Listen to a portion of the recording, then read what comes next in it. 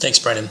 The epidemic of obesity in children has become center stage for the World Health Organization, who is currently researching not only the effects on children now, but the effect on society as a whole in the future.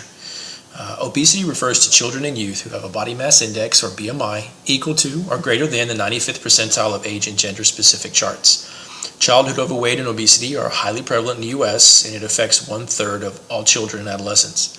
Since 1980, the rate of obesity has tripled in children aged 2 to 19, and the risk of obesity is higher among minority and lower income families. Obesity in children is a result of eating more away from home, eating more fast food and snack foods, and drinking more sodas. I think we can all be guilty of that. The availability of it is everywhere, and it's very cheap and quick. Activity levels have reduced. Daily participation in physical education has declined from 42 to 29% between 1991 and 1999. Walking and cycling dropped 40% in kids aged 5 to 15 between 1977 and 1995, some of which can be attributed to excessive TV watching and video games. It's said that on average, a child spends 6 hours a day either playing video games or watching TV. Doing so encourages overeating while viewing.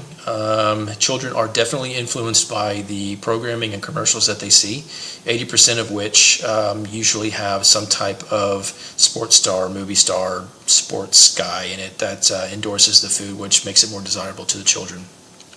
And excessive TV watching also reduces the time available for physical activity. Heredity and genetics: 80% of children with 2 overweight parents will become overweight. 40% of children with 1 overweight parent will become overweight, and 7 to 9% of children with no overweight parents will become overweight. Overweight families and children may be genetically predisposed to gain excess weight, mostly because their environments are conducive to high-calorie foods, and physical activity may not be encouraged. Some mental and physical consequences of childhood obesity will be hypertension, elevated insulin levels, diabetes, sleep apnea, depression, chronic rejection leading to behavioral problems, and poor self-esteem. Some preventative tips, diet-wise: provide plenty of vegetables, fruits, and whole grain products. Include low-fat or non-fat milk or dairy products as an alternative. Choose lean meats, poultry, fish, lentils, and beans for protein. Serve reasonably sized portions. Encourage your family to drink lots of water. Limit sugar-sweet beverages, the consumption of sugar and saturated fat as well, and try to push for 60 minutes of moderate intensity physical activity most days a week, if not daily. Just wanted to give you a few examples of health initiatives taking place throughout the U.S. Kids Off the Couch provides information and tools to parents and caregivers on how to promote physical activity and healthy eating. Feet First is an engineering program that actually goes to different neighborhoods and assesses them for potential bike paths and other options for physical activity.